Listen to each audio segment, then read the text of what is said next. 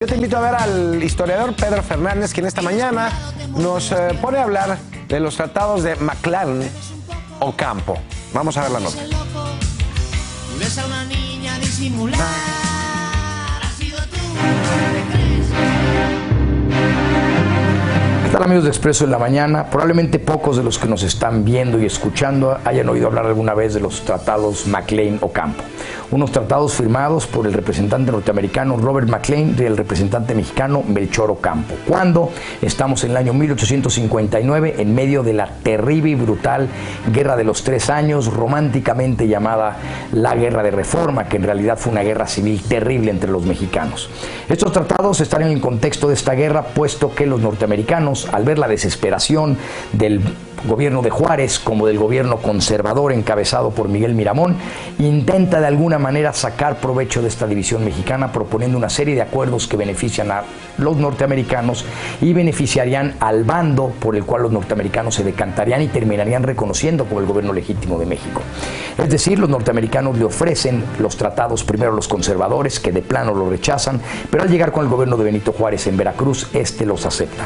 Los tratados de McLean Ocampo eran una serie de acuerdos por los cuales los Estados Unidos iba a tener 3 corredores comerciales y 3 corredores de tránsito a lo largo de nuestro país.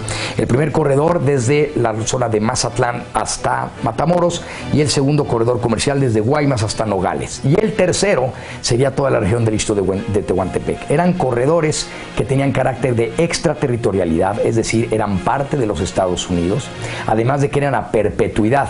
Pero lo peor de todo, no solamente es que nos quitaban estas zonas de nuestro territorio que puedan ser manejadas por los norteamericanos, sino que además los norteamericanos se reservaban el derecho de intervenir militarmente en nuestro país si así convenía a sus intereses.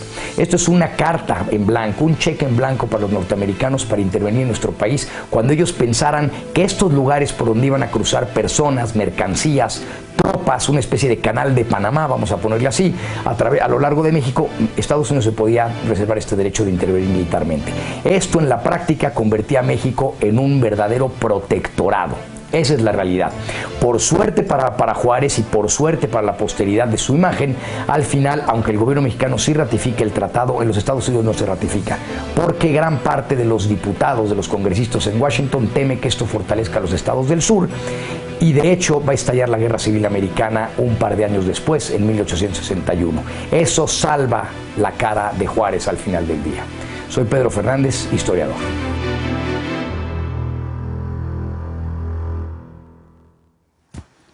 Muchísimas gracias por este dato, que es un colaborador que está al pie Excelente, del cañón al calce, aquí en al Expreso de la dente, Mañana. como se Un fuerte abrazo.